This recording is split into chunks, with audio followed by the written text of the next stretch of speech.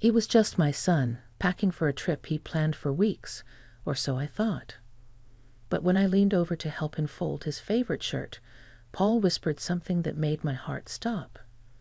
I didn't know what to say, and yet, somehow, understood everything.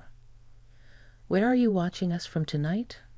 Drop your city in the comments. I'd love to know where you're tuning in from.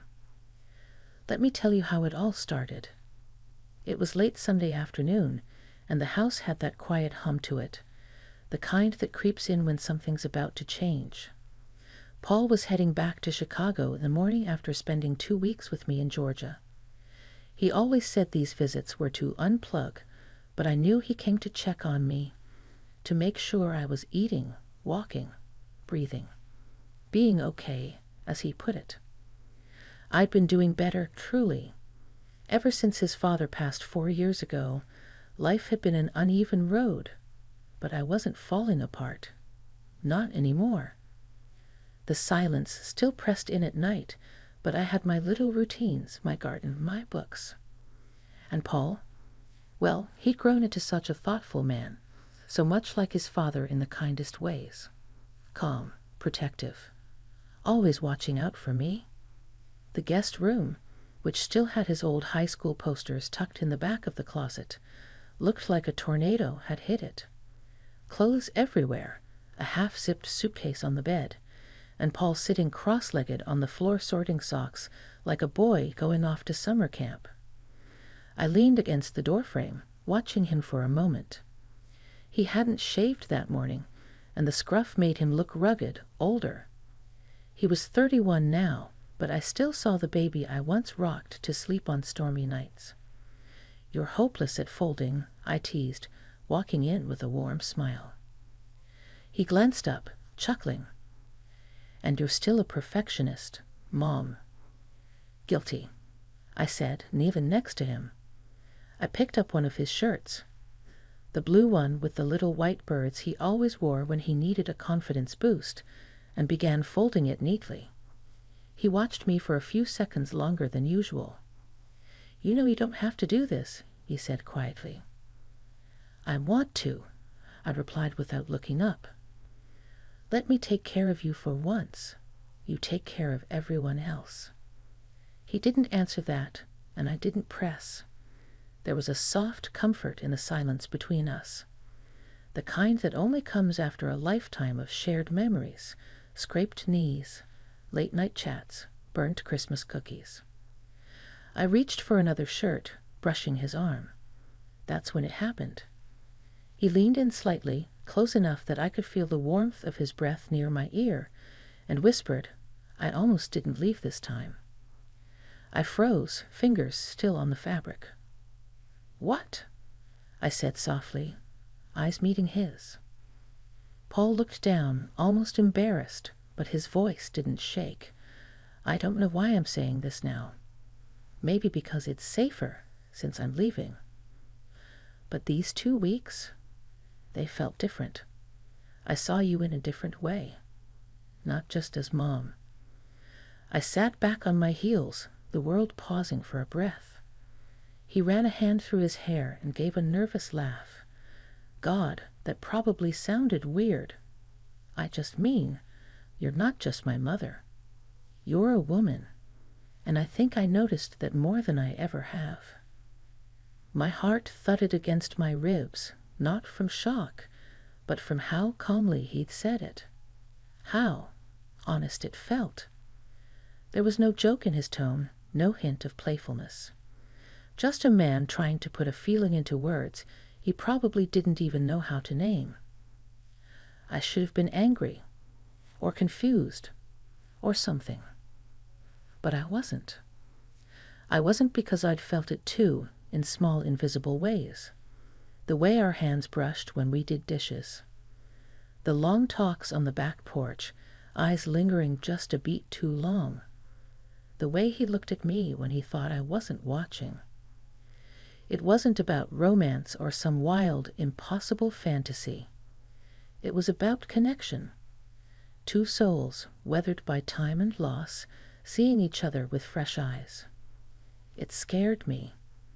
but it also comforted me in a way I hadn't felt in years. "You're not leaving because of that, are you?" I asked quietly. He hesitated. "I don't know. Maybe I thought if I stayed any longer, I might say something I couldn't take back." My lips parted, but nothing came out. What could I say? That I'd felt a shift too. That in the silence of this house, he'd filled a space I didn't even know was hollow. That I had lain awake at night after our talks, wondering why the sound of his laughter made me feel beautiful again. Instead, I just touched his hand. "Let's not rush to label things," I said after a pause, voiced barely above a whisper. "Feelings can be surprising, but they're not wrong." He looked up at me, eyes searching. "I just want you to know," he said, "that whatever I feel, it's not coming from a place of confusion. It's respect. It's deep. I'd never want to hurt you." "I know," I said, squeezing his hand. "I know, Paul." The suitcase sat half-packed on the bed. The sun had dipped lower, casting golden light through the curtains. We didn't speak for a while. We didn't need to. Something had shifted between us, subtle, tender, real. And as we sat there, side by side, I didn't know what would happen next, but I knew we had crossed into a new kind of truth, one that would ask us to be honest and brave. The next morning, the air felt different. It wasn't cold exactly, but there was a heaviness in it, the kind that settles over your shoulders before a storm. I stood by the kitchen window in my robe, watching the sun rise through the mist that clung to the grass, a cup of tea warming my hands, but doing nothing for the chill crawling up my spine. Paul hadn't come down yet. After what he said last night, that gentle, quiet confession, sleep had been slippery. My mind replayed every word, every look, every moment in that cluttered guest room. Was it real? Did he really mean it? Was I crazy for not shutting it down instantly? But it wasn't disgust I'd felt. It wasn't shame. It was something softer, deeper, a kind of ache. Not from guilt, but from being seen, really seen, for the first time in what felt like forever. The kettle clicked, snapping me out of the spiral. I poured another cup just as I heard his footsteps on the stairs. Paul entered, still in the same sleep shirt, hair tousled, eyes puffy from a restless night. "Morning," I said, keeping my tone even. "Morning." His voice was low, careful. He walked toward the counter and reached for a mug, our arms brushing. That simple touch sent a shiver up my spine again, the way it had the night before. I didn't know what to do with this new awareness. All these years I had taken care of him, wiping his tears, patching scraped knees, making birthday pancakes in the shape of stars. Now here we were, two adults with history between us, and something else quietly blooming beneath it. I wasn't sure if he'd still want to talk," he said, stirring his coffee. "I wasn't sure either," I admitted. "But here we are." He leaned against the counter, mug in both hands. "Did I mess things up?" "No," I said. "But things have changed." He nodded, eyes fixed on the swirling cream in his cup. "It's just, I've been seeing you differently for a while now," he said. "At first I thought it was guilt or grief. Missing Dad. Missing connection. But the more time I spent with you, really spent, I realized it wasn't about anyone else. It was about you." I'd looked up at him slowly. "Me?" "Yeah. You've always been this steady presence, Mom. But lately, I see the woman behind all that. The woman who still laughs with her whole face, who sings along to records when she thinks no one's listening. The way your eyes soften when you're lost in thought. I see it. All of it. I swallowed. You're not just my son anymore, Paul. You're a man, and a good one. I think that's what's making this so confusing for me. He stepped closer, not to invade, not to push, just to be near. I don't want to confuse you. I just don't want to lie to you either. Not about this. I looked down into my tea, watching the little whirlpool at the center. Everything in me was spinning too, but at the core, there was calm. Like part of me had known this was coming. Not the details, but the shift, the closeness, the feeling of standing at a threshold. We're family, Paul, I said carefully. There are lines. I know, and I would never cross one you weren't okay with. Ever. There was such sincerity in his voice, I felt my defenses crumbling a little more. I don't know what I'm okay with yet, I admitted. His eyes searched mine. Can I show you something? I raised a brow. Right now?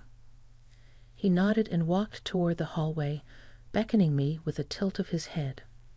I followed, heart hammering in my chest, like I was chasing something secret.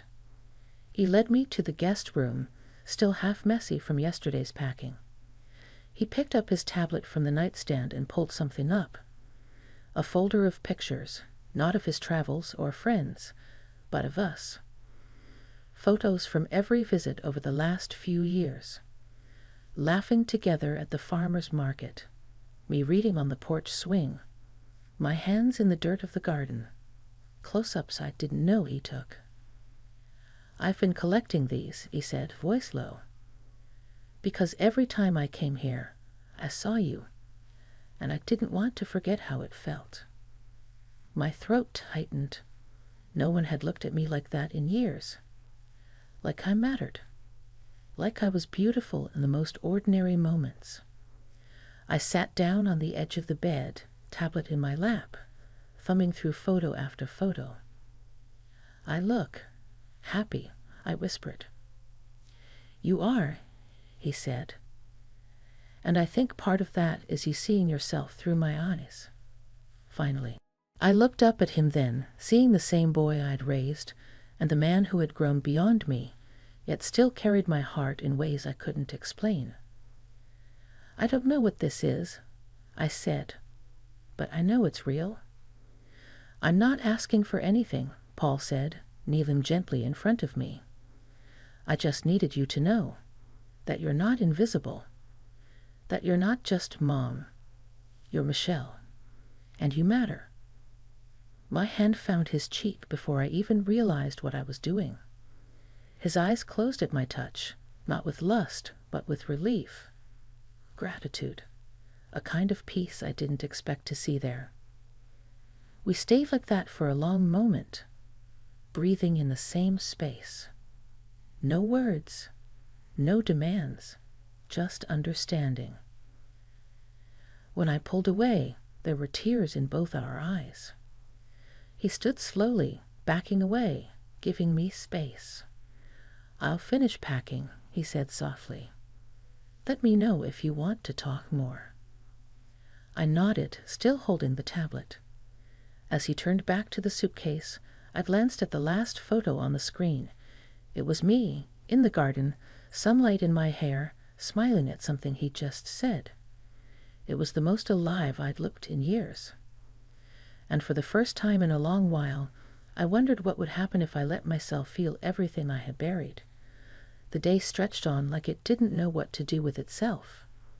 The sun rose high, but the warmth outside felt distant, almost irrelevant to the world we now inhabited inside the house.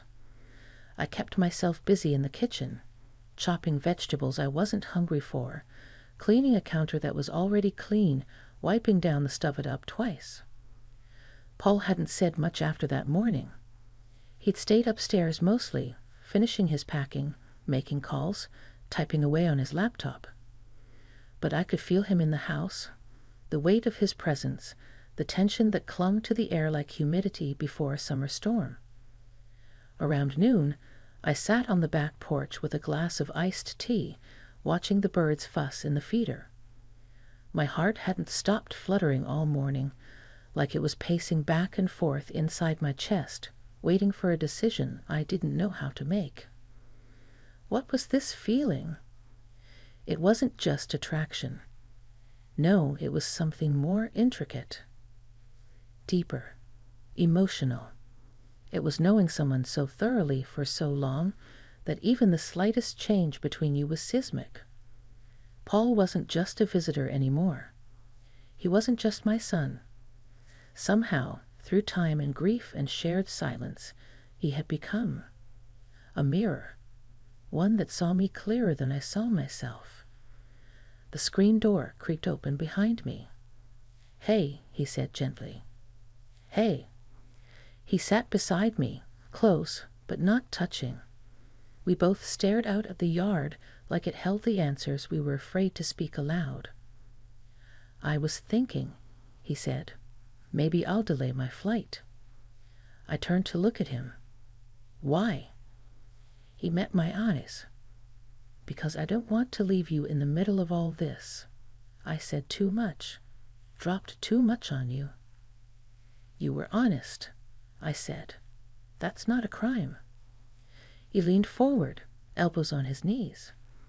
"Yeah, but I didn't give you a chance to breathe before changing everything." I was quiet for a moment.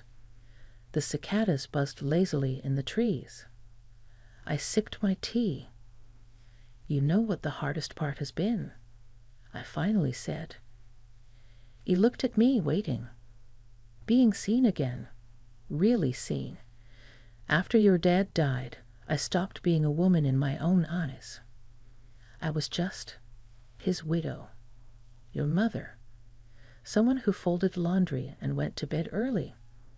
I thought that part of me, the part that wanted affection, admiration, touch, had withered away quietly without anyone noticing."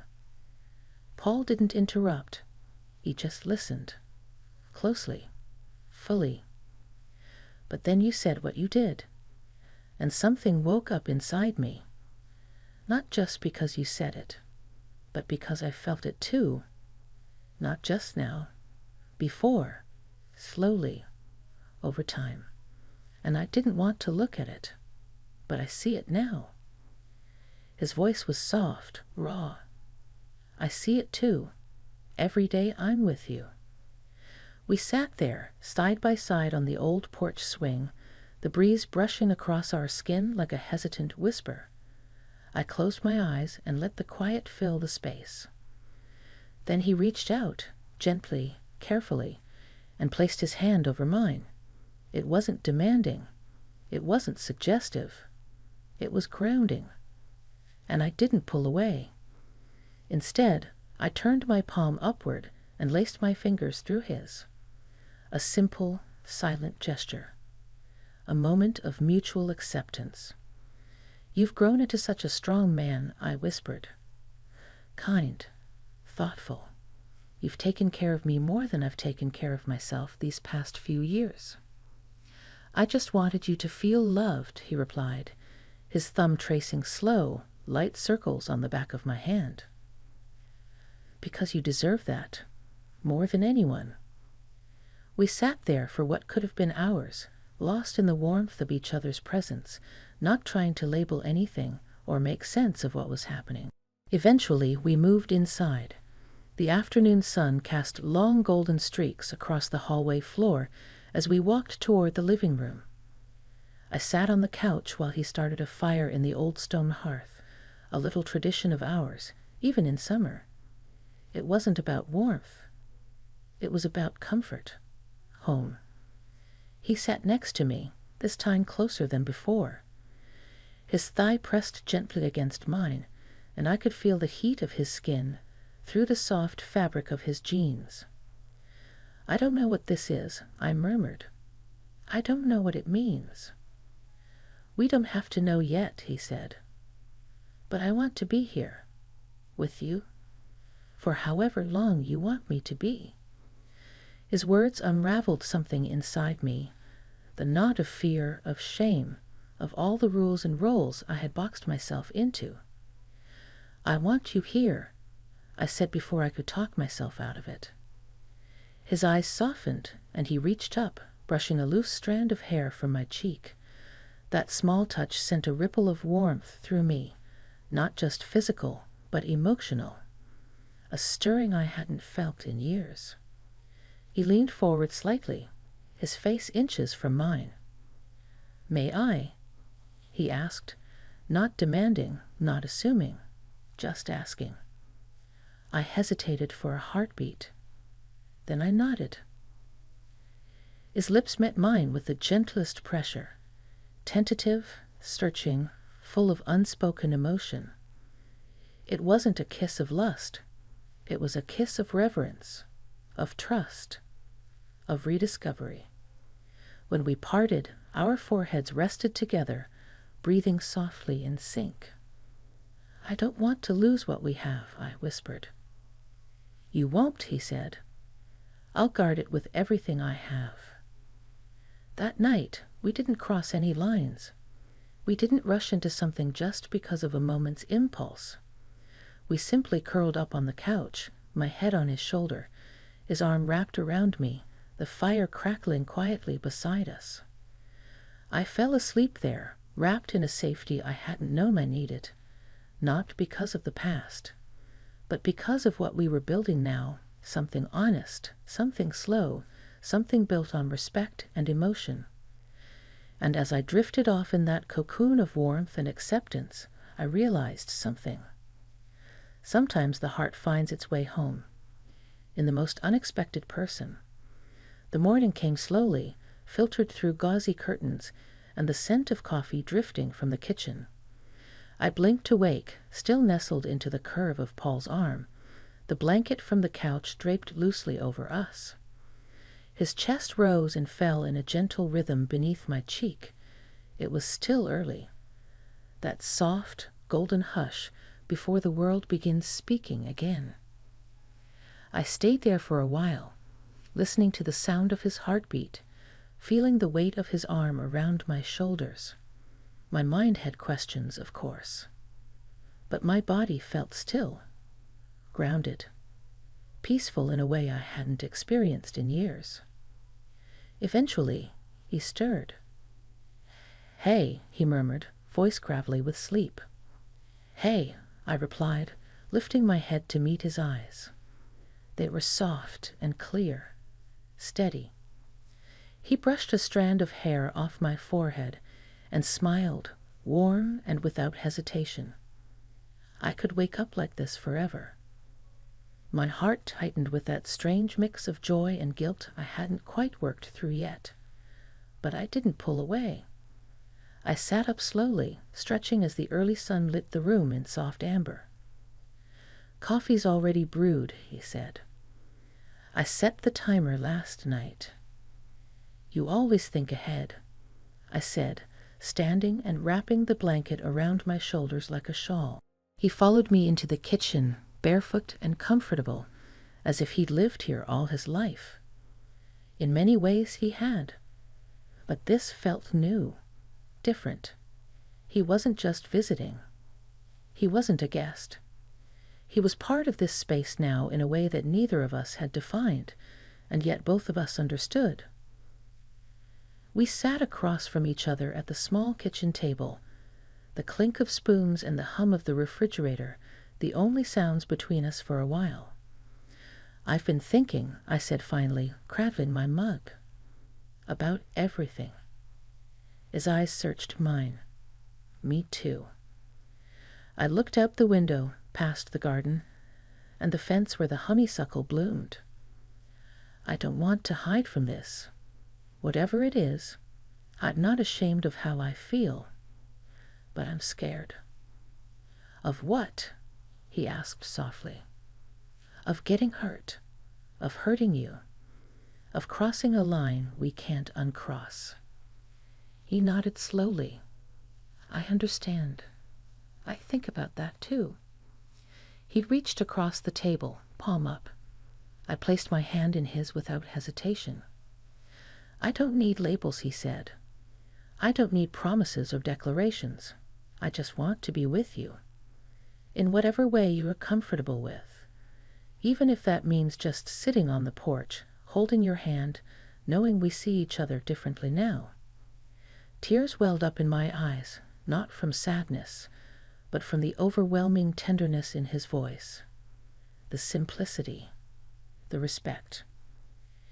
"It's been a long time since I felt chosen," I whispered, "not out of duty, but out of want."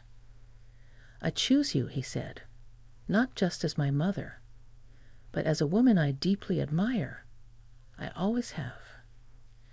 That was the moment something inside me shifted permanently. A surrender, not to some reckless desire, but to the reality that love, in all its complicated forms, often doesn't look the way we expect. It doesn't follow rules. It just shows up, quietly, persistently, and asks if we're brave enough to receive it. That day, we didn't do anything dramatic. We didn't run away or disappear into some fantasy. We cleaned up the house together. We folded his clothes again, properly this time. We laughed about the ones he still refused to give up, even with holes in the sleeves. We walked to the farmer's market, side by side, brushing shoulders like we always did. Only now, there was a secret between us, a quiet understanding. That night, we sat on the porch as the sun set. I leaned into him as he wrapped a blanket around us both. The world carried on around us, birds calling out from the trees, wind rustling the leaves, the occasional hum of a car in the distance. "Will you come back sooner this time?" I asked, voice barely above a whisper. "I don't think I can stay away long," he replied. "Not after this." I nodded, my cheek resting against his shoulder. "Then I'll leave the porch light on." We stayed there long after the stars came out, the silence between us no longer uncertain, but sacred. We didn't need to rush forward or define what tomorrow held. We had this moment, this closeness, this truth. Over time, things didn't get easier. There were moments of doubt. There were things we chose not to share with others. Some days I questioned everything, but he never made me feel wrong. He never made me feel less than cherished. And slowly, my fear gave way to trust. Paul didn't just help me pack away grief and loneliness. He helped me unpack something I had long buried, the belief that I could still be seen, still be loved, not just as a mother, but as a whole woman. And that changed everything. Thank you for listening to my story. If it stirred something in you, no matter how quiet, I hope you let it grow. Because sometimes the heart doesn't follow the map. It follows the connection. And if we're lucky, we find our way to something we didn't even know we needed. Now tell me, where are you watching from?